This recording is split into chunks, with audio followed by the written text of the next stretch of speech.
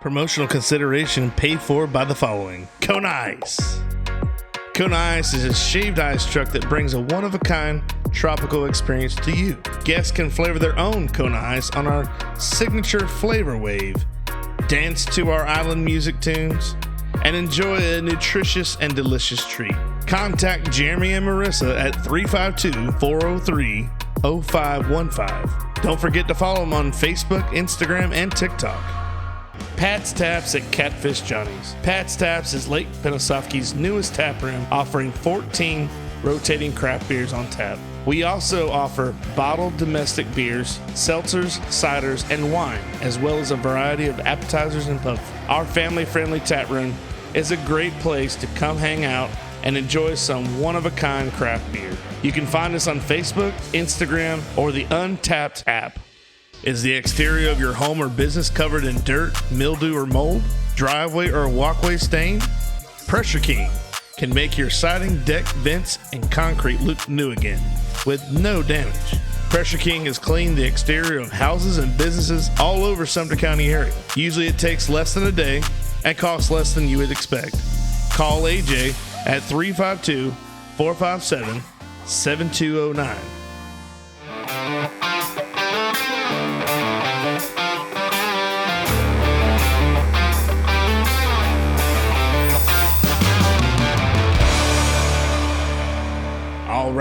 All right, guys. Welcome to the Goblay Show.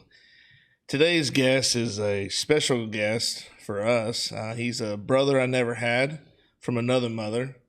And his name is, when they say his name, everybody says, you got to be joking, but it's really his name. And he's one of our great athlete from South Sumter. He now coaches with South Sumter, and he does a great job doing that. Guys, welcome to the show. This is Mr. Yourhighness Morgan. Your Highness, welcome to the show, buddy. Good morning. Good morning. Thank you for having me on. Let's see. You know, so far, what do you think of the show? I mean, we had Coach Sherman on, we had Clinton Hart, we had John Kinley on. I haven't got to see the Kinley one just yet. Not yet. Still waiting on part 2 of Clint. Right. Well, but so far, so good, man. Right. I think it's headed in a good direction, and I really like what you're doing with it. Well, thank you. I didn't mean for you to have to follow in such a big order, but and I told you not to do that. I told you, man. You got to get some other guys on there. I can't come on behind that group of people that you put on. So. Well, you know, it's hard to figure out who's going to come on, but I just get them as they fall, and you were a valuable asset to our team, our defense. A lot of people didn't know you played quarterback a little bit. We'll talk about that later.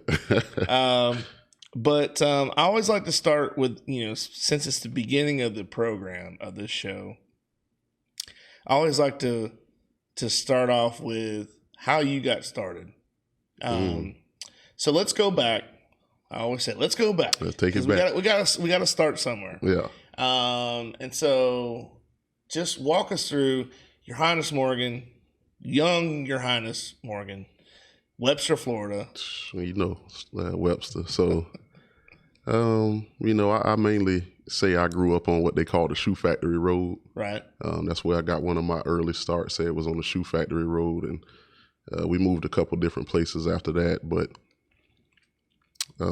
probably I got my love for football and my interest in the program of South Sumter when I was in pre-K. Pre-K. And that's a very early start. That is. Because most kids don't even realize what's going on. I watched one of your episodes and you say you didn't even know we had a football team. Yeah, I didn't. I didn't even know. And I was middle school before I found out. I mean, it was. So I was in pre-K, and at the time I was enrolled in Bushnell Elementary. Okay. And I hated the nap time as a kid. I hated nap time. I'm not sleepy. It's the middle of the day. I want to be up doing something. Yeah. So when all the other kids would go to sleep, I had a teacher named Miss Gibson. Mm-hmm. And Miss Gibson had a son that played on the varsity at the time named Ladovic Gibson. Right. So whenever the other kids would sleep, just for me, she would let me sit up in front of the TV and she would play the VHS tapes of the games from Friday night. That's cool. Throughout the course of the week, I might be able to finish a game, you know. Oh, that's awesome. I started going home and telling my mom about it. I'm watching these football games, and we got to go to a game. We got to go to a game. Mom, please take me to a game. And eventually, she gave in, and we ended up going to one of the varsity games. Now, mind you, I'm 5 years old, asking to go to a football game. She took me to one of the varsity games. So my first South Sumter varsity game was Buhart, Ladovic Gibson. That was their senior year when they played Jacksonville Bowls at home. Gotcha. That was a big game too. 33-6. What a big game to start off with. You feel me? So I mean, it's like, everything after that had to live up to the hype. Right. So, but yeah, that was my first introduction to football. Yeah. Growing up, I loved nap time. That was my favorite thing. So I asked one of my buddies to say, hey, did you ever like nap time in school? And he's like, man, I got my 8 hours of sleep at night, man. That was for kids who heard shotguns all night or something like I'm telling you, I could not get on board with it. I don't know what it was back then. Now, I get a nap today. I'm now, gonna take if you can get a nap in, you're doing good. 30 minutes, 40 minutes. I didn't learn to appreciate a nap until college, man. Right. I'm telling you, I really didn't. Of course. Yeah. So you're young, you're 5, you go and see these guys play, and is that something that made you want to be a part of that? Like, did you feel like, hey, I want to be out there one day, I want to do that? Man, yeah, definitely. I wanted to play, and this was before Pop Warner around here. Oh yeah, we didn't have any Pop Warner around here, so you just had to wait your turn. A lot of the kids that went to the game back then, I'm pretty sure they still do it now. It's kind of hard for me to notice as I'm coaching, but back then you play on the side. Right. So the varsity's out there playing in the yard, and all the kids are over there playing, which is now where the Kona truck is. The Kona truck is over there. That was a lot of touchdowns got scored over there. A lot of touchdowns got scored. That's holy over there. ground. Yeah. So yeah, that's the closest you can get to it at that time. Yeah, I think there was a part where a few years we didn't have that team, the young team. Like we had the Wolfpack now, and like Boo said, they had the Bandits. If I'm, see that, I guess it was the Bandits. I think that was an older group, right? I believe maybe. Well, they had a younger group too, because I remember being in elementary school and they did talk about the Bandits, but I never knew. Well, that's what I mean. The older group, as in before my time. Yeah, that was before I came, and so they went on a little hiatus. Like there was no program during that time. Is what you're saying? And correct. Then now they have the Wolfpack. They kind of brought back the Wolfpack, and I believe think is a great program. I think, and you would have to ask those guys, but I remember when that Wolfpack came back around. I think that was like Xavier Story and Lil Bo Farmer and Keanu Neal. I think that group, Ken Maxwell. I think they were the first ones that got the Wolfpack back. Okay. So didn't get to play that. Did you play baseball? Any other sports? Basketball? I played baseball. I got recruited to baseball by my classmates. I think we were probably in the second or the third grade. I think the third grade. And Jimmy Goble, your brother, Chris Dobson, and Dustin Upshaw, and Derek Vorbach.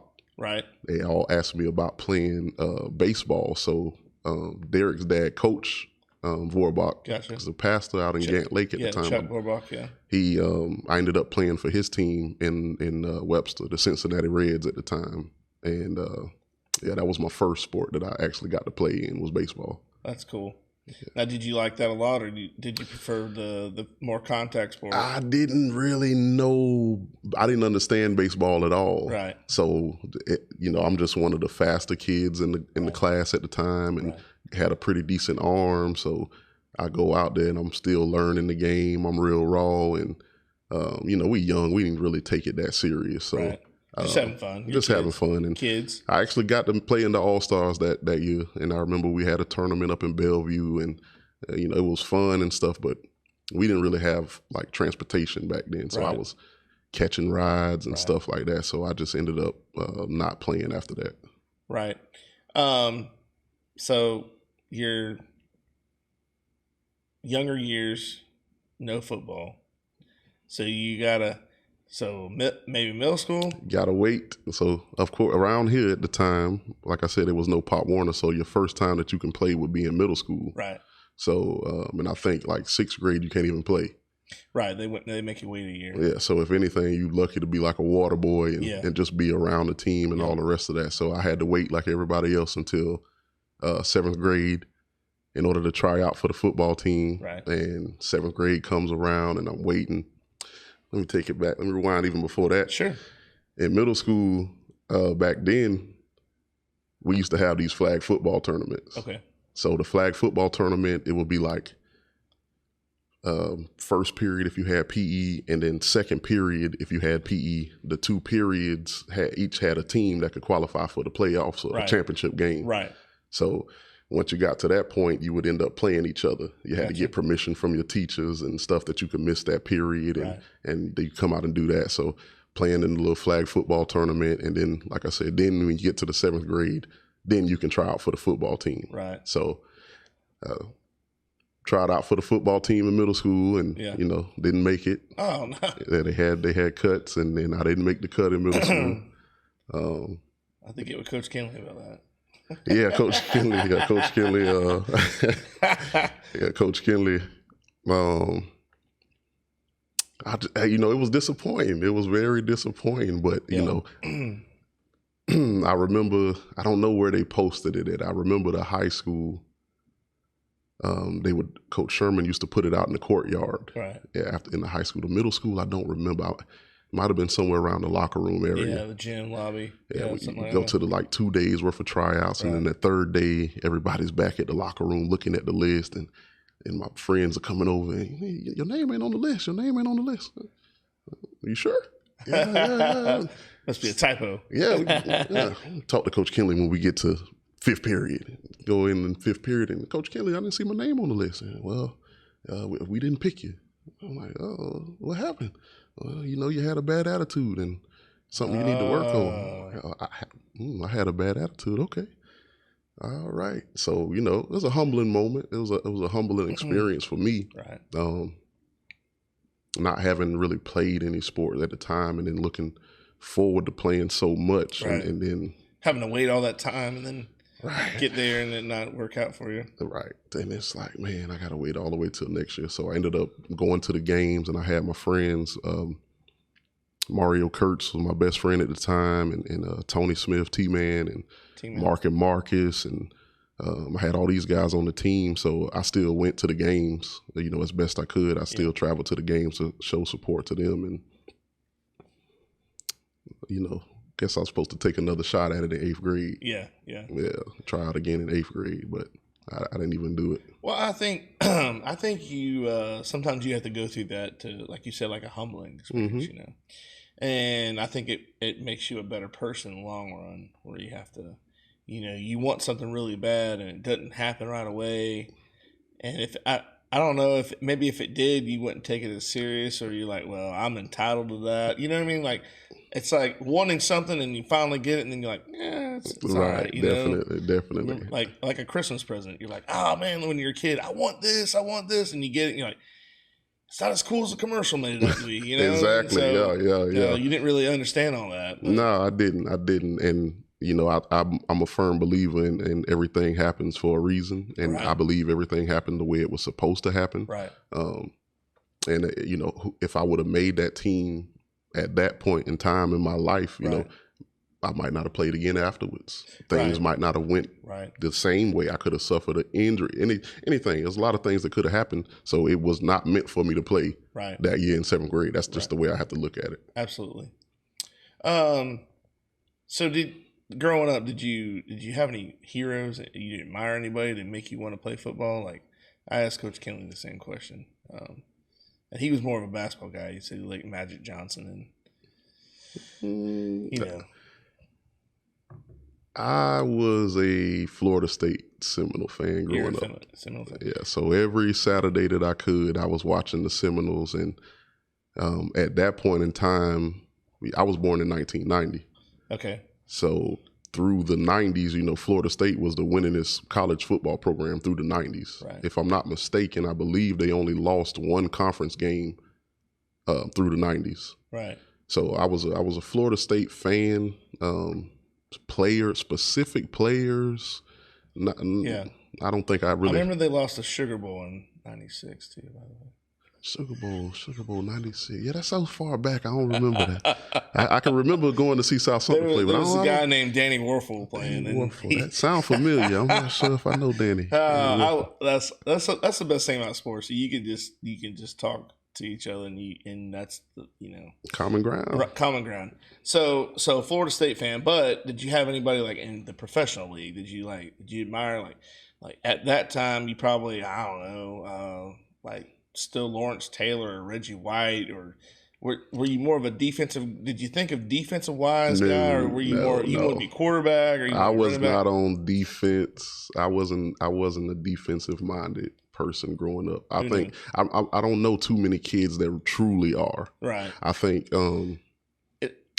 when you're growing up, I think everybody wants the flash part of the game. I think they want the football, they want to run it, they want to catch it, or they want to throw it. Right. I don't know too many kids that are looking at TV like, man, I want to hit somebody like Ray Lewis, or I want to hit somebody like Troy Polamalu. I'm not sure as a kid that's just part of the game like that. So my favorite player back then probably was Randy Moss. Moss was probably my favorite player to watch because he was just so exciting. Yeah. You watching him one-hand catches and you watch him get the one-handed catches and scoring touchdowns and they putting two people on him, he jumping over them and the whole phrase, you got mossed. Yeah, no doubt. You watch a game or you play the video game and then you and your cousins or your brothers or your friends, y'all go outside and arguments start. Man, I'll moss you. I'm finna moss you right now. Line up. So yeah, probably Randy Moss. And well, now that you say that, I didn't realize that, but you're absolutely right because nobody. But a lot of people want to hit people, like they want to tackle. If little kids want to tackle kids. Yeah. So I didn't know if there was maybe someone who led you to, like if you were even defensive mind thinking. No, never. But I'm thinking, like you say that, all the quarterback, the running back, wide receiver, they get all the flash and all the glory. They're normally making the plays to win the games. Right.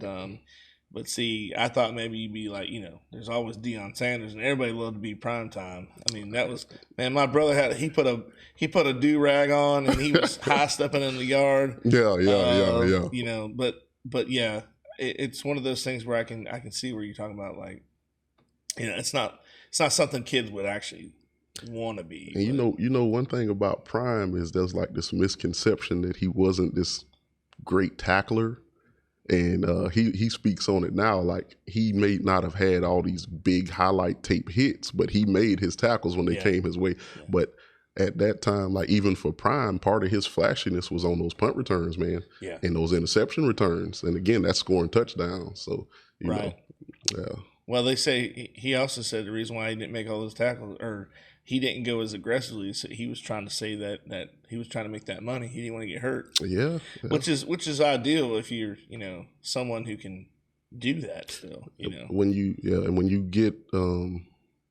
get to levels that he played at and you start to understand the business aspect of it. Right. Whether you knock somebody's helmet off or whether you just made the secure tackle, you still cashing that check on Mondays, I think is like when they get the NFL check. But regardless, you still cashing in that check. So he's a business minded person. So I can see him saying that, and I can see him literally playing that way at the time. I got to preserve my body. When you get to that level, your body is your investment. Right.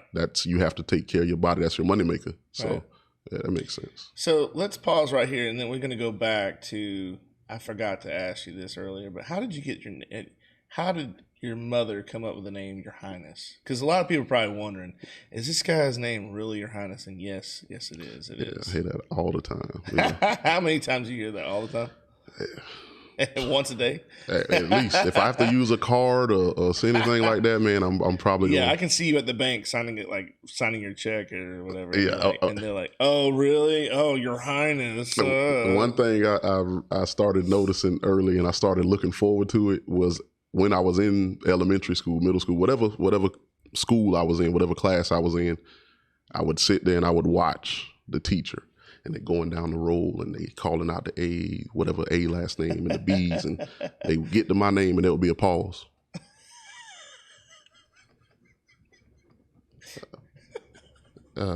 Your Highness? Yes, that's me. Is that your real name? I didn't break in your classroom and change the paperwork. Yeah, wow, really? And it carried from elementary to middle school to high school. Every year I used to look for it. I just got used to it. Yeah, that's like when I was growing up, we had by Christian Clemens, and so they'd have the teachers knew him because they met him and they knew him from around. But you get a sub in there and they go down the roll and they're like, because Mr. Clemens, Clemens, are you here? And we would just die laughing because it was just like a test to see if you could even get any of it right. Right, They never would. It was tough, man. So my mom, honestly, she just got tired of hearing the same names. Like my mom's name is Samantha. Yeah. And to her, that was just like so basic. And so whenever she told herself, whenever she had kids, she was going to do something a little different with her name. She wanted the names to stand out. And so tell everybody your siblings' names. My little brother's name is Handsome. Handsome. Yes. I wouldn't mind switching names with him. Yeah. You're like, now I'm like... walking into high school with him, it was a little difficult, hearing the girls call him Handsome. That would have been cool for the guys on the PA to call that. And the tackle's made by Handsome Morgan. Man, yeah, that would have been crazy. That would have been crazy. My oldest brother's name is Jaquise, and then there's Your Highness, and then there's Handsome. And then my mom helped name a few of my cousins. We have Thea Morgan and Gorgeous Morgan and Prince Morgan, and then the youngest Chance. Yep. But she didn't help name Chance, but she helped out with the other ones. Gotcha. So all right, now we got the basics down. So we're gonna go back to middle school. Okay. Finally get to play. You get to play 8th grade year. Did you tried back out? No, you did not. No, I didn't go out at all in 8th grade. I think I might have been a little prideful. I was gonna say, did you have any resentment? Like you're like, I'm not at that time. Yeah, at that time, yes. I mean, definitely. Yeah.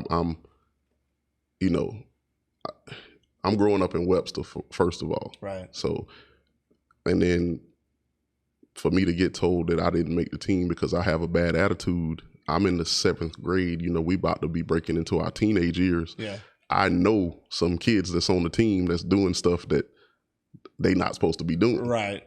Right. In school, out of school, and I've always been on the honor roll. Right. I'm an AB student at the time. Right. But for them to tell me that I had a bad attitude, but I see some of these other kids that's playing, it was hard for me to accept it at the time. Right. So pride got in the way. Pride got in the way. It should have been in my Bible because there's a Bible verse: "Pride bring a man low." Right. So I sat out, didn't even try out in the 8th grade, and again going to watch my friends play and. We had a coach named Bruce Wright, Coach Wright. Yeah, Coach Wright. And Coach Wright, I believe he was the basketball coach. I think he was the basketball coach that year. So I ended up trying out for basketball and never played before. Didn't have a real interest in basketball, but I just wanted to do something. I just didn't want to be sitting around. I wasn't doing track at the time. Right. So tried out for basketball and made the basketball team. And, I played here and there a little. I wasn't a full-time starter. I might have started a game or two, but I definitely was in the rotation. And I just said I was going to wait till I got to the high school, and I was going to try to play football again when I got to high school. Question for you: middle school, who was your favorite teacher? Do you remember? Did you have a favorite? Someone who could, apparently since you have a bad attitude, did someone have like someone that could talk to you to calm you down? I'm just kidding out. But someone you looked up to, because like I had every year I thought of like someone that like always my favorite. Like 6th grade I had Mr. Tomerlin.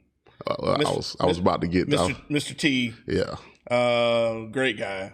And he, I don't know. I'll see him today at school and he'll be like, and it's like I was still 12 years old again. Like he's like, hey, Mr. Goble. Like he never like.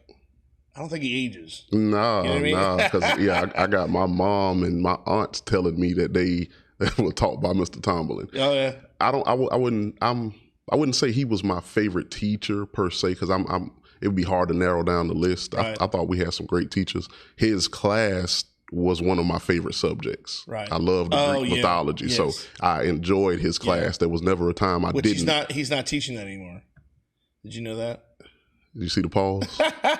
what y'all doing at the middle school, man? What y'all?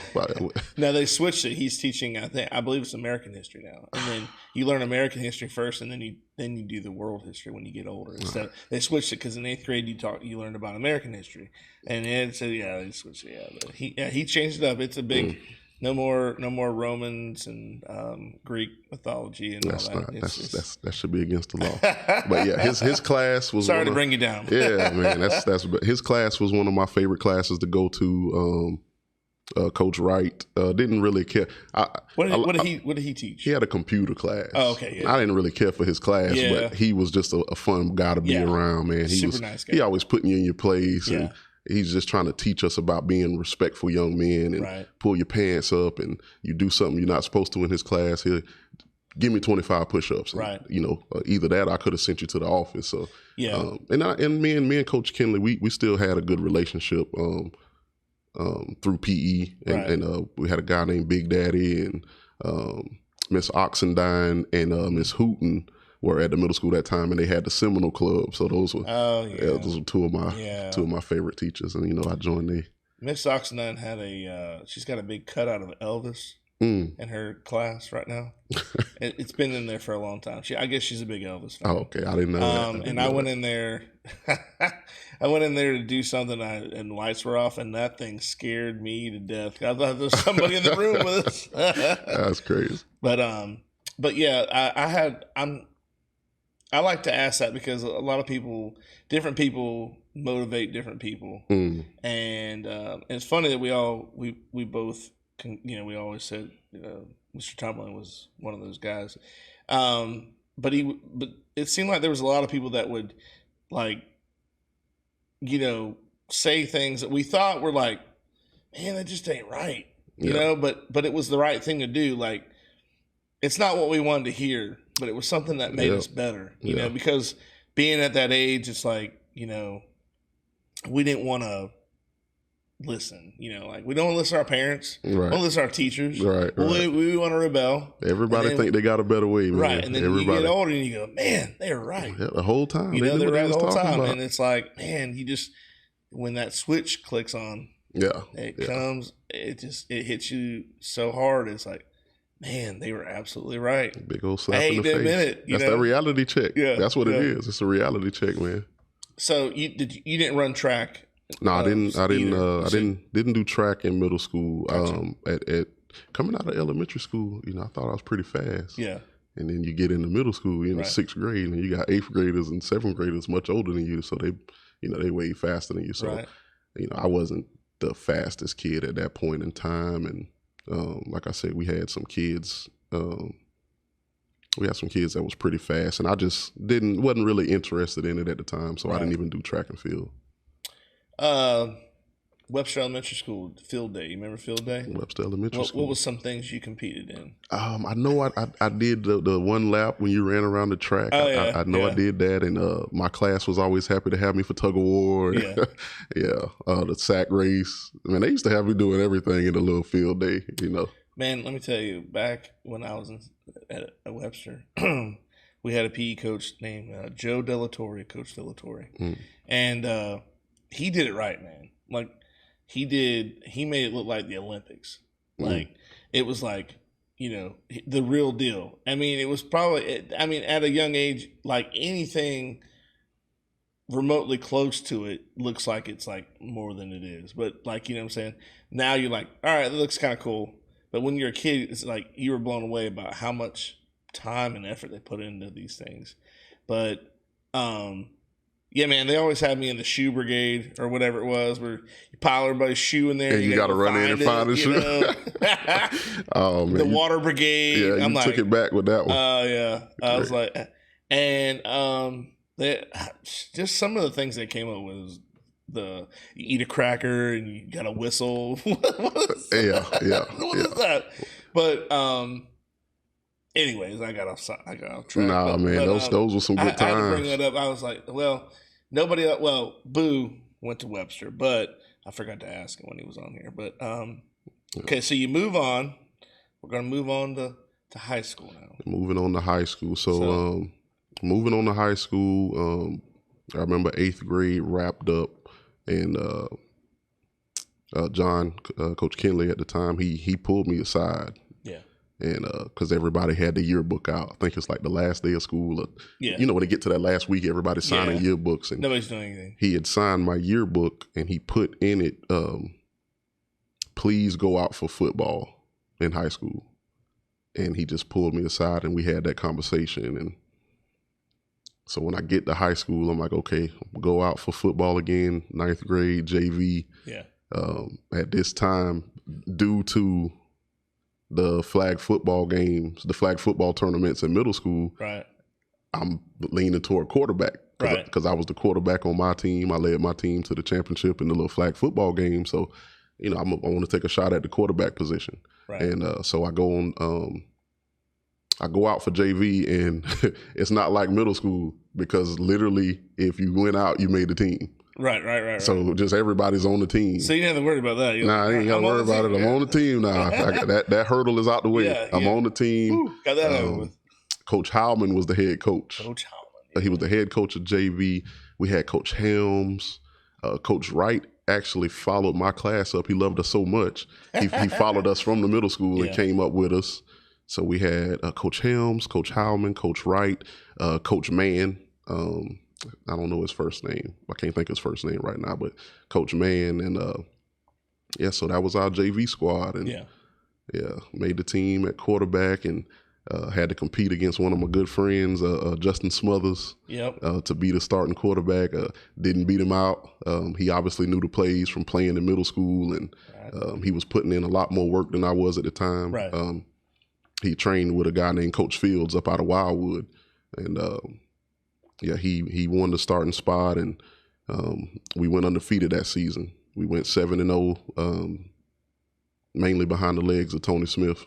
I mean, every game, it seemed like we would start out, Coach Howman would open up with right 24, and if we was on the 10-yard line or the 50-yard line, he was going to the house. I mean, instantly.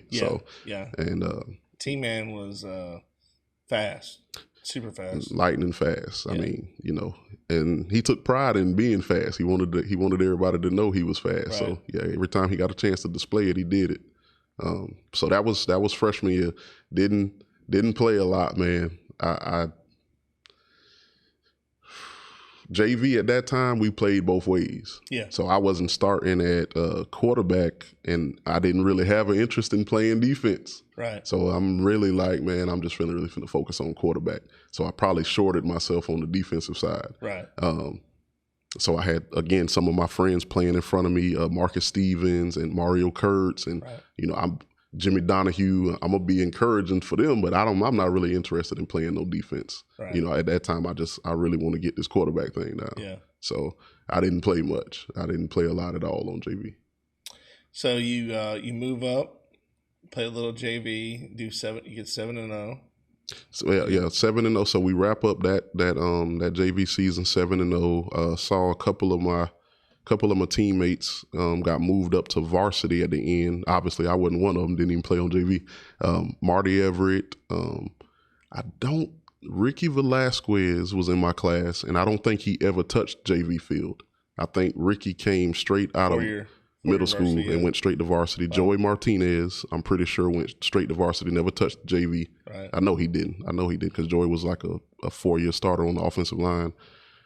Tony got moved up at the end, and I think Marty Everett got moved up at the end. So we went to watch those guys, but they didn't. I think we got put out in the first round that year.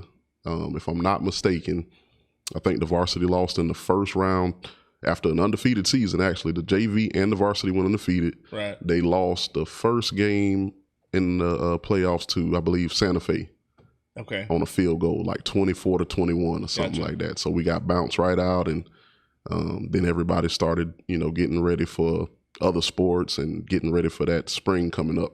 Right. So that spring coming up, we have tryouts again. They have you do the bench 135 as many times as you can. You squat 185 as many times as you can. Now it's a real tryout. Right. It's not whoever comes out is on the team. Right. Varsity, you actually have to try out for. Absolutely. So we all go and we try out for the varsity team, and we make the cut. And my first varsity experience that I remember was after I made the team.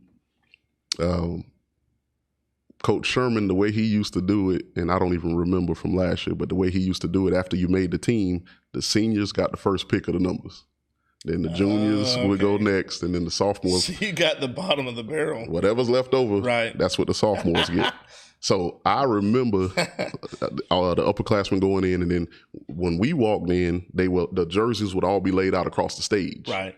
So you can see, what's all left up there. Pick them out. And when he saw me walk in, he just looked at me, and he kind of smiled a little bit, and he was like, Coach Sherman, you're Eric English's cousin, aren't you? And I had a cousin named Eric English that played and graduated in 03 when they played Bethune-Cookman. You're Eric English's cousin, aren't you? I'm like, yes, sir.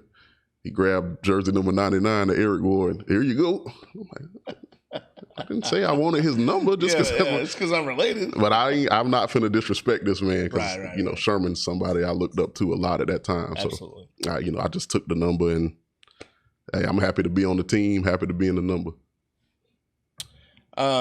It's funny you say that because Coach Epperson, now he's their assistant principal at the high school. He talks about this story when he was at EKU. They had this.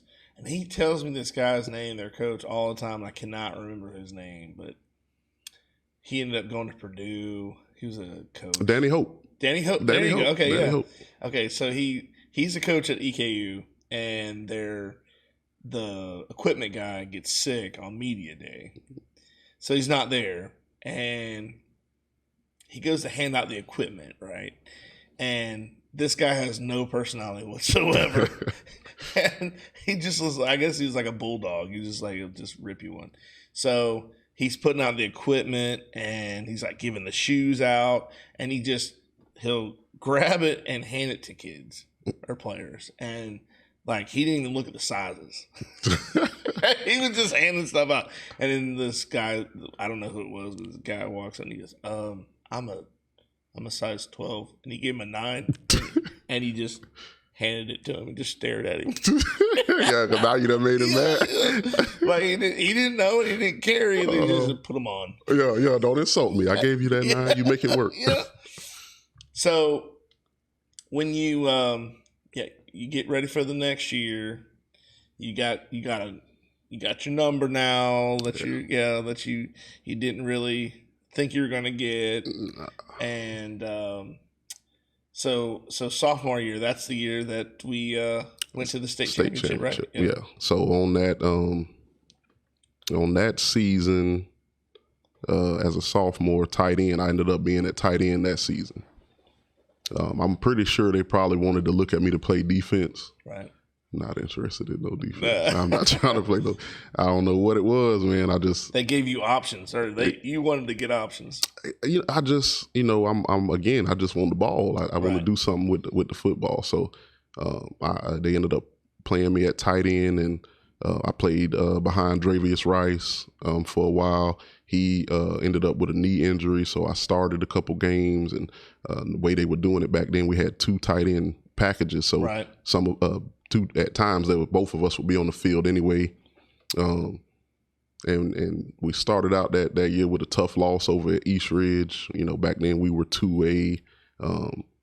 They were 6A, so it was a big deal. Oh yeah, it was a big deal for us to even be playing that game in the first place, and it came all the way down to the wire, and we lost by 1 point. It's like 28-27, and from that point on, we didn't lose a game again until the state championship. Was that the year that they said we missed a field goal or extra point and we didn't miss it? It was like right on the like they looked up like no good. Yeah, I'm like, what? I think that might have been. I can't remember that. It was home. It was a home game. No, it was away. Oh, okay. It was a away game. It might have been the year after that or whatever. But I remember going there and we kicked it. We kicked an extra point. It was good, and the 2 guys are like, nah, it wasn't good. And we lost by 1. Crazy. Yeah. So because we lost to them twice, my sophomore year and my junior year in close games, and then finally we got over that hump senior year. But Yeah, so that sophomore year, that 05 season, man, it was crazy. You know, Jared Fleming was our quarterback, and he ended up winning like the Class 2A Player of the Year. Yeah. And you had Nick Southall at running back, number 45, and Richard Kelly at the fullback, and Carlos Everett, wide receiver, just was all world. And like I said, me and Dre was at the tight ends. You got Bo Massey and Joey Martinez and Mark Salee and Mike Dickerson. And man, it was a great year, and we were all, you know, focused and locked in, and we wanted to play for each other. And right. I think that's what propelled us, you know, to beat a lot of people. And then it was a good mixture of talent from that senior class to that sophomore class. It was a good mixture of people. And then the defense, you had Kendall Smith and Brady Jackson and Brandon Ward and Tyree McCook and Travis Hutchison and Terry Mobley. I mean, we had a good solid group, man. And, right. And Zach Robinson, I believe, was playing out there then, and Leroy Pierce, and you know, we just had a good group, man. And you know, the state championship, you know, that everything leading up to that week, we beat some great teams along the way. Right. Like people always remember the loss at the state championship. Oh yeah, we got blew out at the state championship. We beat some great teams along that way. CJ Spiller was playing at Union County right. and ended up going to Clemson and played in the NFL, and we beat him that year, or that team that year, not him specifically, but we beat a good Union County team.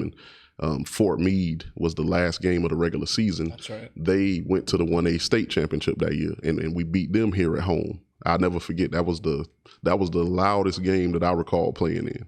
I remember being at tight end, and we had a play call. I don't want to say the name because we still might run it, but we had a play call, and it was supposed to come to me. And I remember Jared called it in the huddle, and half of us heard one play, half of us heard another play, because we had two plays with similar names. I run out, I run my route, and I'm wide open, and I'm like, man, I'm about to score a touchdown. And I look over my shoulder for the football, and Jared's getting sacked in the backfield, and it's because half the team, the offense had heard one play, it was the loudest game. Wow. That little Fort Meade, that Polk County group, they travel real well. Wow. They travel real well, and it was cool because we actually got to see them when we went down for the state championship. I think they had just played before we did. Gotcha. So I think they hung around a little bit, and they watched us play in ours. But yeah, that was a good year. Coach Sherman said we were pretty beat up going into that state championship game. I didn't get to go to that game. I had to work, and I remember watching it on TV, but it's been so long, I don't remember all the logistics and stuff. But from what I can remember, and from what I can remember at that time, we had played. So we finished that season 12-2. So that would have been 14 games, 15 if you want to count the Fall Classic. Right. 15 games. And we were it took everything we had. Like the Union County, the Fort Meade, during that playoff run, I heard you and Coach Sherman talking about it. We finally got over the Jacksonville Bowls and the Madison County to beat both of them in a season, in the same season. That was a special thing. We had beat Bowls before with Clinton them right. and Madison County we hadn't beat at that time. We had lost to them pretty bad, actually, I think in 2002. That was Earl's year. Junior year. Yeah. Earl's junior year, they went up to Madison and we lost pretty bad. So to beat both of those teams, and I believe they, had respectively won at least a championship within those last 3 years right. of us playing them. So to beat both of them was like, it was a special moment for us as a program, because it's like we finally arrived, and then to finally get over that hump of making it to the state championship after 3 years in a row of making it to a regional championship right. and coming up short by 1 point, by a field goal, and the blowout loss to Madison. It was just a special deal. So we lost our fullback. He was a big part of our running game that year, Richard Kelly. Lily. Yeah, Lily went on to play at South Florida. He was a huge part of our running game, and he suffered a broken collarbone. And you'll have to bring him in and ask him a little bit more about it. I'd love to have him on. I believe he broke it in practice, but didn't say anything because he wanted to play. And when he got in the Jacksonville Bowls game, he just couldn't make it through the game. Yeah. So we didn't have him at all for Madison County. And so we were blessed to even get out of the Madison game without him. Our running back, Nick Southall, I believe he had torn his ACL at some point in time during that season. Yeah. MCL or maybe a meniscus, something. He had a bad knee. So our running game was pretty much depleted. Next man up was the sophomore Tony, T-Man. He was the next man up. So he had a young running back going into that state championship game. Hadn't had a lot of reps because he had those older guys playing in front of him. Right. And then defensively, I think we were okay. But again, aside from just having all these nicks and dings and all these injuries and people wasn't playing at full speed, the week, it was like a weird week. There was supposed to have been a hurricane or something coming, some kind of bad weather. So we were supposed to play that game on a Saturday. All of a sudden, I believe on either Monday or Tuesday, we get the phone call that we're going to end up playing it on a Thursday. Okay. So it's like, okay, now we just lost time to prepare. Yeah. We lost time to try to get some people, healthy. There goes pregame. All of that's done. So, and then on top of that, now we also are not spending the night down there. We're about to take a charter bus and drive 4.5 hours down to Miami to play this game. Right. And on top of that, we had to stop and eat on the way down there, which was not a good idea. Yeah. So, just getting off that bus, to play the state championship game, it just wasn't the best situation for us at that particular time. Would we have beaten that Chaminade team? I can't say for sure. Yeah. I don't know that for sure. Very talented team. Right. Very talented. D1 prospects across the board. They had studs. That O-line was about as big as probably a college D1 line. And, they had a backfield and I ended up playing with two of those guys. Later on, I ended up playing with two guys off of that squad. But, man, they sent kids everywhere. UCF, NC State, South Carolina, Pittsburgh. I mean, they turned out a lot of kids from that program. Did they say anything to you when did they realize? Yeah. It was it might have been me who initiated it. I'm not sure that it's not even a fair fight, man. Yeah, I'm not sure that they said something to me first. I might have bumped into them in the hallway and told them who I was. And I can't wait till we pad up. I was younger then. Take out all that aggression. Yeah, I was a lot younger then. So but yeah, that was a cool thing too. You know what's funny is they haven't been back to the state championship since I think this past year they were in it, and it had been that long. At that time, and it's been so long, but they actually had this coach named Mark Guandolo, and I believe he had spent some time in the NFL, and I think he had coached like on the Jets, maybe like special teams or something like that. But I think he was a big part of that program, and back then they had been to the championship before that. They had John Beeson and a couple other guys. So they had won a state championship, I believe, a couple years prior to that one, and then they beat us for it, and he left. Right. And when he left, I think that's when they kind of went down for a little bit. But they're back. They back now. They nationally. Oh yeah, they seem like they're back. Yeah, but they've been that long. I did notice that they were back in there. Yeah. I said, man, it's been a while since they've been on the big stage. Literally, it might have been. What I mean by that is as much as that talent they had against us. It's like right. Well, it took them that long to find more talent. You know, what I mean? Private schools. Well, that's in private schools, man. True. If some of the guys that I talked to, so that school they were called Hollywood, Chaminade, Madonna. Okay. They were having kids come in from Miami, Hollywood, Fort Lauderdale. Yeah. Those are upwards of anywhere from an hour to 30-minute drives. Right. I'm coming out of Webster. It might take me 11 minutes to get over here to Bushnell, and that's if I catch a light or two. True. So, those kids are driving an hour and like I said, 45 minutes, 30 minutes, getting bussed in. Right. Their own scholarship. So, you put together this elite team with all these great athletes. I would hope you win the state championship. Absolutely. Because I'm going to war with what I got. I'm going to war with who I grew up with. Right. So, shout out to them, though, because they did win it.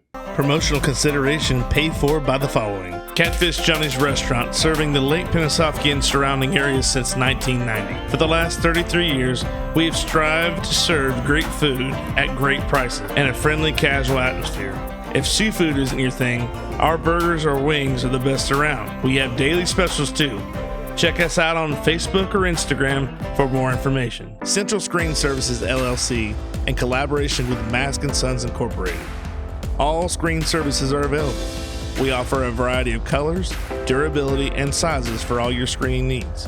Pool areas, patios, and more. Call 352-603-4099 today for your free estimate. Proudly serving all of Citrus, Sumter, Hernando, Lake, and Pasco counties. To find out more, check them out on Facebook. Lions Only Landscape. Looking for landscaping or trimming done in your yard? They provide services such as landscaping, rocking, curbing, driveways, and more. Proudly serving the Villages area. Reach out to Mike Zapata or Fernando Arredondo for free quotes and more info. So let's go on senior year. We'll talk about senior year because junior year we'll go to junior year, right? You want to skip over junior year? No. We can't skip the junior year. We got to tell My bad. No, we got to tell the story. I'm just kidding. The junior I just year want to see what kind of face you made. The junior year was crucial. I knew that. So we make it out of that state championship game and we start to get healthy. At this time, now I am doing track. Right. You know, I'm running the 100, the 200. Wasn't fast enough to get on the 4x1 team. We had again Jared Fleming and Carlos Everett and Tony Smith and Eric Tribble and Kevin Jordan. Those were just some good track guys. Coburn could probably tell you a little bit more about them, but I was competing in the open 100 and 200, just trying to get faster. My goal at that time was, now that I got a little taste of this offense and tight end, quarterback's out the window now. Yeah. I want to play receiver. I want to play wide receiver. So I remember talking to Coach Sherman, and he was one of the ones also encouraged me to run track, and he's like, you need to get faster. And if you can run a 4.7, I probably was running like a 4.9, 4.8 when I was playing tight end. Right. He said, if you get your 40 time down, you show me that you worked this offseason, and if you can run a 4.7, then we'll talk about wide receiver. We can talk something about wide receiver. So I go out there, I do the track, and I'm staying after school and running, and I'm running around Webster. I'm out there like Rocky training, man. Right. Yeah, trying to get down there to this. Going up the steps. Yeah, man. I'm got my sweatshirt on, and I go out and I'm just putting in a insane amount of work.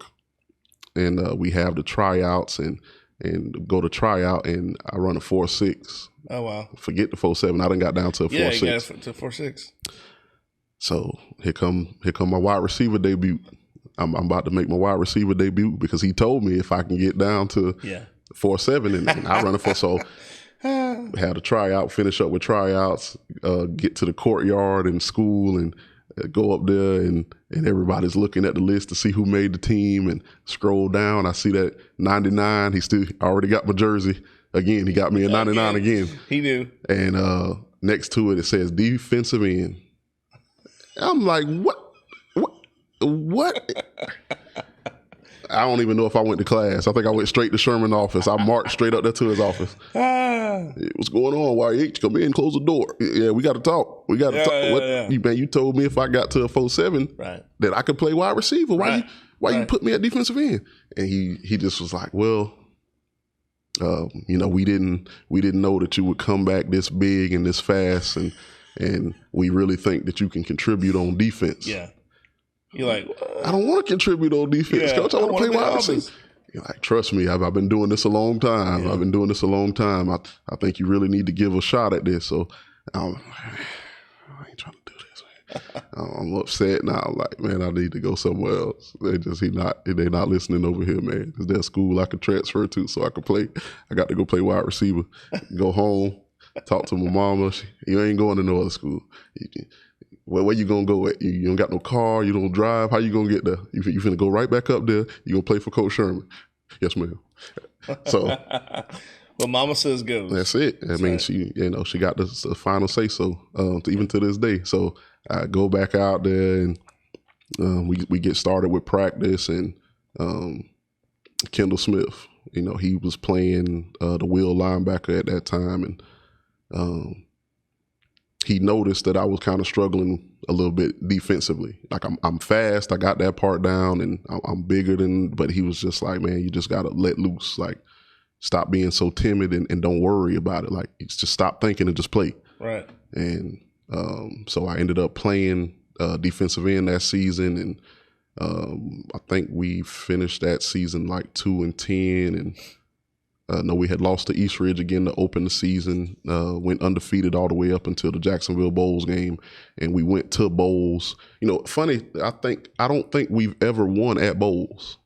No. And we came close. Yeah, I don't think we've ever won a game at Bowls. That game, I think we did win, but they didn't give it to us. Oh, right. Yeah, 16, 17. That was again, them refs, man. Something about them refs when it come to us, man. That was like, just a shy, yeah. You got to get some of those kids in here to tell that story too. Yeah. Bokeon Rice and Deion Williams, Carson Wells. You got to get them kids in here to tell that. But we went up and playing at Bowls, man. It's like no other experience that you're gonna have, because turf field. At that time, now we gonna have a turf field next year too. But at that time, they had a turf field, which was a rare. We had only played on the turf field for that state championship game at a college campus.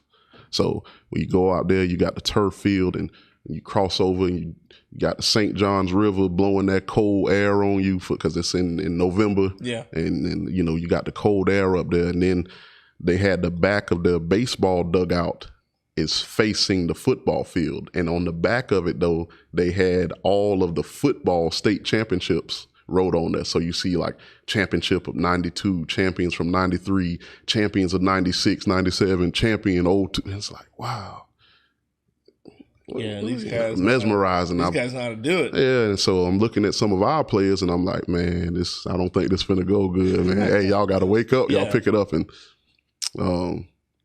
they jumped out on us early, man. I think I'm not even going to repeat what the score was at halftime, but it took until halftime before we realized, we can play too. And we came out and took care of a little bit of business in the second half, but it wasn't enough to catch up to the deficit, and we ended up losing that game. So the junior year, that was it. That was 10-2, and nothing, came up short again of what we wanted to do with the state championship, and it was time to start getting ready for senior year. So that spring, so that the season ended in November, and then we go on and you go do your other sports, and you go do track, and at that point in time, I started to get pretty good in the field events. Right. Mainly the discus. Yeah, that was my thing. I was going to ask if you ever did, if you did discus or shot put. I did both. Both, but I wasn't winning much in the shot put with Kendall and Lily throwing in front of me. Yeah, those they were something else with throwing the shot and disc. Did you teach Chance how to throw a shot put? I didn't teach Chance how to throw, man. I was still in college when Chance got up to the high school, and so I didn't get to teach him. I'm not quite sure if he even threw shot put. I think he did. He did. No, Chance was. I was just taking a shot at him and give him something to talk about. Oh yeah. He was a state qualifier. In the shot put. He might have had a farther throw than I did. Right. But he wouldn't have beat me at a meet. Right. I threw enough to beat the people that I was competing against. Right. If he would have threw 49, 50, 51 or something, I would have threw farther just to beat him. So he might have the time. He might have the feet. He might have threw it farther. But if we would have competed head up, I would have got that, because that's little cousin. You got to know your spot. Yeah, that's so funny. Yeah, so we went on to do the shot put and the discus. And like I said, I got pretty good in the discus that year, and from there we went to spring ball. Yeah, went to spring ball, and Kendall and Lily, they're gone now, and we're the seniors. Jimmy and me and Kyle Starnes and T-Man, Ricky, Joey, Marty. We're the seniors now, so it's time for us to step up and be full-time leaders. Some of us played leadership roles as underclassmen, definitely for our class, because I remember, when we played in that state championship game, pretty much the ones of us that played from the sophomore class, we ended up being the captains. Gotcha. Senior year, so it all kind of correlated. It translated over. So, that spring, and it was our time. Did you have any that off season between your junior and senior year? Was there more? Obviously, there was more emphasis on it because it was your last. This is going to be your last year. So you put in more work for that, or did you just? Was it normal? It was my work ethic was pretty regular. I don't think that and I try to approach the game like that. Especially more or less later on. But I don't think there wasn't a notch to take it up to. Right. I was pretty much exhausted when I got to the house every day. Gotcha. So there was not another level to take it to. The junior year, I did end up falling in love with this defensive thing. And I didn't really care about scoring touchdowns no more. And I was more interested in sacking the quarterback. Yeah. I had a decent amount of sacks that year. Right.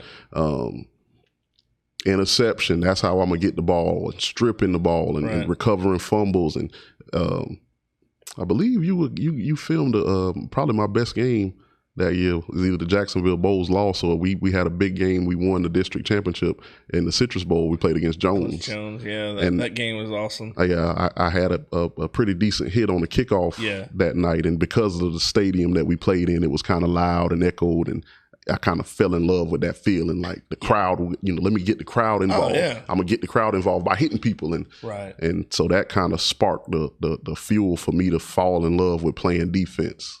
What's funny about that game is Coach Sherman, when we got to the game, he's like, when I filmed, he said, I want you to go and film from the end zone. And I thought, why? I mean, it would look cool, but because I had a camera with a zoom that could still get it across. But I was up on the platform that they would use for the TV, up in the crow's nest on the east. I guess is the west side of the stadium. Okay. But to shoot down through the end zone, through the field goal, and probably one of the coolest games I've ever filmed because of that angle. I didn't understand it at the time. From a player and a coaching standpoint, that end zone copy is just different. It is. It's different. You can see feet, you can see alignments better than, because when you got the side angle, you can't see the splits. You can see like I said, hand down. You can see. You can just see better from the end zone. He had Mr. Dietz film from the center up in the box, and I'm like, why can't I go there? Right. I don't think we're the pigeons, And but that angle got that hit on that kickoff, and it was one of the coolest things I've ever seen. And the crowd's reaction when that happened. Okay, so first of all, Jones, they didn't bring a lot of people. Which is crazy because we're in Orlando. And they're right there. Yeah. They're right on the other side of the 408, literally.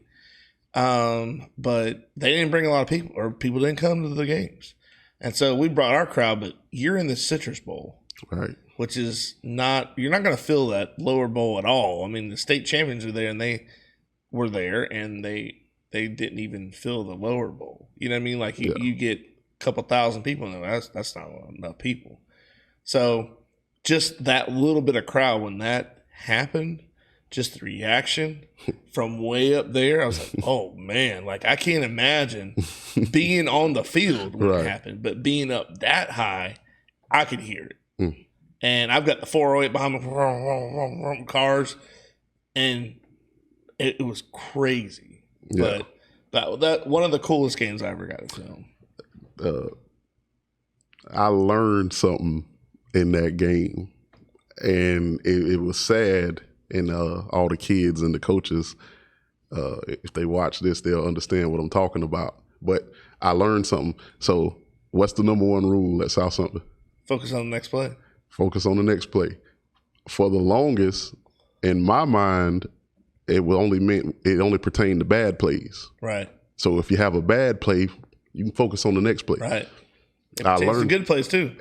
I learned that night because after that hit, I'm still absorbing everything. I'm still taking it in. My head ringing a little bit, and I can hear the crowd, and I see all the players, everybody coming up, slapping me, and we get set for defense. Yeah. And so I line up, and I completely don't touch the guy in front of me. And he is an offensive lineman, and he climbs to the next level, blocks the linebacker, and they bust off a nice little run. And for the first time, it dawned on me, focus on the next play. That's right. I was still living in the moment of that. Right. So I learned that night. Yeah, it's okay to live in the moment, but you got to move on. You got to move Either on. good or bad. You got to move on. Yeah, And if it's bad, you do what you got to do, and you move on. And I tell people that all the time. That just doesn't apply in football. It applies in life. Right. You know what I mean? You have a bad situation that you go to work and something bad happens. Well, that doesn't, change your day. No, you by can't. any means. You can't let it affect your entire day. You just That's move crazy. on. A lot of people can't get past that. Yeah. Or they don't know that enough to where they go, you know what? I'm not going to let this ruin my day. It's just going to, like, you always hear, well, this is how my day is going to be. Right. I've heard that so many times. You just spoke it into existence. This is how it's going to be. It's one of those days. Yeah, you just spoke it up. Myself, I think I've even said that myself. But having said that, you don't realize that. And then when you hear something like that, and you go, gosh, that's so simple. Yeah. Why are the simple things so easy to do?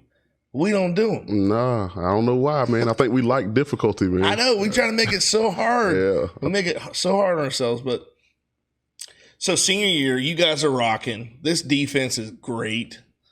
And that's something that we're always known for at South Sumter is a good defense. And you were part of that group, one of the groups that we had that were just stellar. Coach Sherman talks about Kiki's year. That was a great defense too. Y'all had a great defense. It was one of those things where, you get the final pieces where you want them, and it all comes together. And it's like, you didn't want to play defensive end right away, but you realized you were good at it, and you were needed at that position. And that's another thing a lot of people can't get by is, I don't want to do this because that's not what I want to do. Right. Right. I got kids, that we coach, and they go, I want to do this. And I said, why don't you do this for the team? Be a team player. And then when they do something that benefits the team, you can see that light switch go off and go, oh man, that's what he was talking about. Mm-hmm. Yeah. It's, some of the most unselfish people on the team are like offensive linemen. And again, kids don't want to. Right. Kids aren't growing up to want to be offensive linemen. Nah, I knew that. You know what I'm saying? So I knew nobody had a picture of Tony Baselli on their wall or Larry Allen. Larry Allen. Yeah. One of those guys. But Jonathan Ogden. These guys are out there, and they're the blue collar guys. I remember that's what they called us at the state championship game. They go, the blue collar guys of South Sumter. They already set us up for failure. Man. This little school, this hard workers, these 9-to-5ers, coming to play Big Chaminade. But no, your senior year was special. It was also my brother's senior year, and I got to see. Not only did I film it, but I had that bond, that connection as well, because I was so proud of you guys, watching you guys grow up. And the game, not only the Jones game, but another game that stood out was the Oviedo game. And that's when you took care of business. We went over to Oviedo.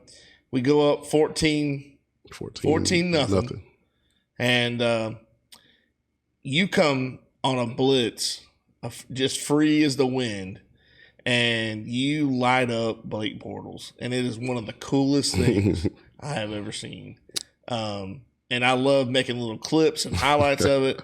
What did on the other side of your head? What was How did you take that in? So going into that game, I just remember, I got off to a slow start with my senior year, dealing with like an injury kind of for the first time. That's right. I had an ankle. Right. So I had missed the first couple of games of the season, and I felt like I was letting the team down, and I felt like I was letting the coaches down, and so when I was able to finally get cleared and come back and play and felt healthy, I just felt like this great sense of responsibility, right? Of being a senior and a captain and everything else. So I just want to make sure everybody's doing everything right, and I want to make sure I'm doing everything right. But when we went into the Oviedo game, I remember Sherman just telling me, like, they were 6A school. We were a 2A school. We were already locked into the playoffs. Right. The game, Coach Sherman used to schedule these big games right before the playoffs. Right. He would schedule this huge school before the playoffs in order to get you ready to play in the playoffs. Right. So there's nothing you can do about district games. Somebody's in your district and you can't control that. Good, yeah. You can't control it. Right. So, he made sure that we would face some kind of competition before the playoffs started. Right. And before that game, he just, hey, the game it doesn't count. Not saying that I don't want you to go out and play, but it doesn't count for anything. Just go out and finally have fun. Right. And I just went out there and I just played loose, man. The camera didn't catch some of it. We needed that end zone copy again, but I was on the punt return team. I'm cracked back. I'm laying people out, and I just felt loose. So when they called that blitz, I remember I was about to get ready to walk up to the edge, and I was going to come off the edge. And they started bringing a receiver in motion, and I'm like, well, good, that helped, because maybe they'll think I'm about to cover this guy, because he's coming across in motion. So I'm walking down, he comes across in motion, and they snap it, and just nobody comes out the block. Not a lineman, nobody comes out. So I just had a free rush off the edge, and I'm like, I'm about to hit this kid. I didn't know who he was at the time. But whoever he is, I'm about to light him up. Nobody blocked me. I didn't even wrap up. I literally just led with my helmet, and I probably would have got tossed out if it was today. I just hit him square in his face mask, and I remember he hit the ground, and Big Marty came, and he just grabbed me, and yeah, cuz, that's what I'm talking about. And it was crazy. It was crazy. And it wasn't until years went by. So at that time, he was young. Yeah, he was young. I think he was a sophomore, and he had great talent back then. We could see that he could throw the ball. But it wasn't until he got drafted to Jacksonville Jaguars. So he went on to play at UCF and became a first-round draft pick. And I think he had played his first season with the Jaguars, and they were interviewing him. And one of the guys asked him about being, what's the hardest hit you ever took? And he, went on to tell him about how he played a little bit of linebacker before, and he used to light kids up. But he was like, the hardest hit I ever took was in high school when we played South Sumter, and it was a guy named Yourhighness. And I just, what? When did I hit you? And I went back and looked. I'm like, wow, that's the kid from Oviedo. Yeah. And it was crazy for him to say that, because he played at UCF, and you got a full season under your belt as a Jaguar in the NFL. Yeah. But you still saying the hardest hit you ever took was in high school. Was from Yourhighness Morgan. And your sophomore season. Right. Not your junior year, not your senior year, not none of your college. So he could have easily went with a bigger name person. Right. He could have said somebody else that was a first round draft pick or something like that. But that was cool for him to say that. So let's, you're getting recruited. That started in that junior season with this whole defensive end thing. Right. Your junior year mostly. Yeah. So back then, not like today, because today they can start talking to these kids when they freshmen. Oh yeah. And it's totally illegal. Yeah. Illegal. Yeah. When we were playing ball, illegal. I just wasn't gonna happen. Couldn't happen. Right. So I believe the first time that you can really start talking to them was as a junior. Mm-hmm. So at some point in time during my junior season, I believe I started getting letters from Auburn. I think that was the first school to start showing some interest in me was Auburn. Right. Tommy Tuberville was the head coach at the time, and I used to get letters from him all the time. And but after that Jones game that we had, that next day after that Jones game, one of my coolest football memories is me and Richard Kelly, Lily, Kendall Smith, and I can't remember who else, but we had traveled up to Florida State with Miss Hooten and her husband, Mr. Wayne Hooten, rest in peace. Right. They, big Florida State fans, big advocates, but we had traveled up to the Florida State game the next day, and we were sitting around and we were eating, and Kendall was already committed. I believe Kendall was already committed to Florida State. Right. And they had a coach by the name of Kevin Steele. I think he was like the linebackers coach or something up there, and he left and ended up going to Alabama. But before that, like I said, I think he was coaching the linebackers at Florida State, and he come over to our table and, hey, how'd y'all do last night? And Kendall, did you take it to him? And Kendall was like, well, I played pretty good, but this was the man last night. And he's like, what's your name? And Yourhighness Morgan. And he was like, you know what? I heard a rumor about you. I'm like, what's that? Yeah, you heard a rumor about me. He's like, I heard you wanted to be the first person from your high school to go to Florida State. And I was like, oh yeah, I did. I did say that. And he looked at Kendall and he was like, well, would you settle for second? I was like, yeah, I'll settle for second. Yeah. And then he looked at Lily and he was like, would you settle for third? I said, man, whatever. I don't care. Y'all get me up here. I'll take it. Right. So he's like, man, y'all come with me. So we left the room where they had all the other players, all these other high schools. They set up the tables and, you in there eating with everybody and stuff. And he was like, y'all come with me. And he took us down this hallway. And it was like a surreal feeling because he knocked on the door first and I could see the name on the door was Bobby Bowden. And I saw the name. I'm like, no, man, it's like just the legend Bobby Bowden, all-time winningest coach in college history. And they opened up the door and he told us to come on in. And everybody, started speaking. And when he got to me, I was like, this was Bobby Bowden. Like, yeah, I want to ask him, do you know who you are? Like, you Bobby Bowden. And he looked at me and he shook my hand and he kind of sized me up and he was like, what? Who are you? I'm like, Coach, Yourhighness Morgan. He's like, Yourhighness Morgan, Yourhighness Morgan. South Sumter, number 99. I'm like, yeah, that's me. That's me. He's like, yeah, you play that the outside position, like a defensive end type of deal. You remind me of Dakota Watson. There's a player he had on the team at the time. He's like, you remind me of Dakota Watson.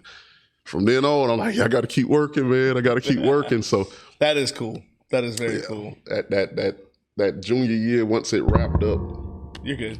That junior year, once it wrapped up, so it would have been the spring.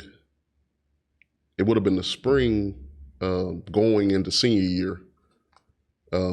Coach Sherman ended up calling me out of class, called me up to the office, and he put me on a phone call. So, right. Hello, and hey, Your Highness, this is Jim Panagos from UCF. How you doing? I'm like, I'm doing all right, Coach. How you doing? I'm doing good, man. I'm doing good. Listen, we're gonna offer you a full scholarship. Like, what? Huh? Didn't make the team in middle school. Right. Didn't play on JV. Right. Then the rotation as a sophomore. That's right. Finally got my first full season of starting. That's right. And it was, had to thank him, but I really ended up about to cry in front of Coach Sherman. And right. Coach Sherman called my mama on the phone and, how you doing, Miss Morgan? Your Highness just received his first scholarship, so you ain't got to worry about paying for college. So I was like, oh man. First one come from UCF, and I remember I went back to class and I'm like, man, I believed it was gonna happen. Right. but I kind of, I'm still struggling with it because it hadn't happened. Right. So when it finally was out the way, I'm like, man, it's just crazy. And do you have Yourhighness Morgan? Yes. Can you please send him to the office? Go back up to the office. What's going on? Coach Sherman needs to see you. Go in Coach Sherman's office. What's up, Coach? Hand me the phone. Hey, this is Coach Tommy Turner from University of Buffalo. How you doing? I'm doing all right. How you doing? Doing good. Me and my staff just looked at your tape. We want to offer you a full scholarship. This a prank. Like 20 minutes apart, I just got 2 scholarship offers in one day. Yeah. So we go out to practice that day, and Coach Sherman told the team, and everybody was clapping. So I'm just like, man, it's really happening. And just got to keep working and get into the spring game. That spring, we ended up playing Leesburg at the Citrus Bowl. Right. Played Leesburg at the Citrus Bowl. Another team that had offered me a scholarship was Middle Tennessee, the Blue Raiders up in Murfreesboro, Tennessee. Right. They had a coach, I think his name was Stevens. He would come down and see me often. And he told me he was coming to the game. And he said he was also recruiting the linebacker from Leesburg. And I kind of got y'all graded out about the same. And now I'm a little offended because in my mind, ain't nobody from Leesburg as good as we are over here. It don't have nothing to do with me. Right. My love for South Sumter, there's nobody in Leesburg ain't on the same scale as South Sumter. So I'm upset that he even said that. Like there's a big difference in this program. So we go into the Citrus Bowl, and we ended up playing the game, and I don't think they scored a touchdown. And this kid that he was talking about, he played both ways. He was a linebacker and a running back. So they don't score a touchdown, I believe, and we jump all over them. We beat the heck out of them, and after the game's over with, me and the kid ended up like running into each other on the field, like, oh, hey, what's up, man? You Coach Stevens be talking to you? Yeah, he be talking to me too. And shook hands, and after we went and changed, we came out and exchanged phone numbers. And I went over to Leesburg a couple times. We worked out together, and we both ended up going down to the University of Miami camp together because they had a coach named Michael Barrow, played at Miami and played in the NFL. He came up to recruit me and this kid too, and invited us down to camp. So we both traveled down there together. Right. And the kid that I'm talking about, his name is Danny Trevathan. Yep. And he ended up going to the University of Kentucky and ended up winning the Super Bowl with the Broncos. Had a long NFL career. Yep. Broncos and the Bears. So let me see, Middle Tennessee, UCF, Buffalo. There's a bunch of colleges that I was hearing from that I did not hear from any longer once I got my ankle injury. Right. And once I was sitting out for those weeks, I stopped hearing from a lot of people. So the ones who had stuck with me during the injury and through the coming back and stuff, that kind of stood out to me. Right. Because like the Auburns, I quit hearing from. Right. LSU, I quit hearing from. Florida, quit hearing. Like I wasn't getting nothing from these schools. So I'm like, okay, I gotta remember who was loyal to me also. So you went to Buffalo. Didn't you go to Buffalo for a trip up there? Yeah. So like I said, I received that offer during the spring of my junior year. So when the season come around, we opened up the season with Hernando in the Fall Classic. That's right. And crazy too, I ended up talking to a kid on their team. He was the fullback, and he was like, "Yeah, I couldn't block you all night. My coach said take his legs out, and I dove and I hit you on your ankle, and you end up missing some games, right?" I'm like, boy, I ought to choke you out, man. So we play Hernando and the Bounty Bowl here. Yeah, so we play Hernando, and I get the ankle injury, and so then Coach Sherman, I think I missed the East Ridge game. I missed the Eustis game that we actually lost that year. Yeah. And Coach Sherman's like, well, I think you need to take a visit. I'm like, what you mean? He's like, well, we don't know the timetable on this thing. I think you need to think you need to go ahead and check out some of them schools that offered you a scholarship. Right. So I'm like, okay, well, where do you think I should go first? And he's like, well, Buffalo loves you. Buffalo loves you to death. You should go check it out. Right. I ain't never been to New York, man. I ain't never been on no plane. At that point in my life, I never left the state of Florida. Right. So Coach Sherman, like, you ain't got to worry about it. I'll take care of everything. So he set up the visit, and I flew up to Buffalo. And funny story about Buffalo. It's Buffalo, New York. Yeah. They had called me prior to me flying up. So, hey, Your Highness, how you doing? Oh, I'm doing all right. What's going on? Hey, well, Coach is trying to figure out something up here. What's your favorite food? Like, my favorite food? I'm like, oxtails and rice. And like, oxtails and rice? I'm like, yeah. Like, okay. And finished the conversation, whatever it was about. So I ended up flying up there, and once I landed, they roll out the red carpet and take me to this place. They took me to Dave and Buster's, and some of the coaches came over there and was like, hey, we got a question for you. What the hell is oxtails and rice? I'm like, oxtails? I'm like, y'all don't eat oxtails up here? He's like, man, we ain't never heard of that. It's like, we're just gonna try to surprise you and have your favorite meal for you when you landed. We get pizza. We don't have ox around here. Yeah, we get wings. We got buffaloes. Like oxtails. We up here scrambling trying to find you some oxtails, man. What is it? So I was like, man, I got to explain to y'all what oxtails. That was my first visit, man. That was my first visit, first time out of Florida, first time on a plane. I remember Coach Sherman. I believe Coach Sherman took me to the airport. Yeah. And when he dropped me off, I was about to walk away, and he called me back and he gave me a piece of gum. He was like, chew this when you get on the plane. Ears popping. Yeah. I'm like, your ears gonna pop. I'm like, man, I don't know if I want to do this. But yeah. That had to be scary all by yourself, though. All by myself. 17 years old, because I was 17, my senior, 17 years old in New York by myself, trying to figure it out. And, right. But yeah, I got through it, and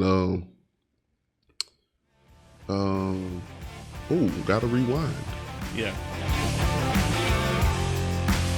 Thanks for watching part 1 of this 2-part segment. Stay tuned for part 2.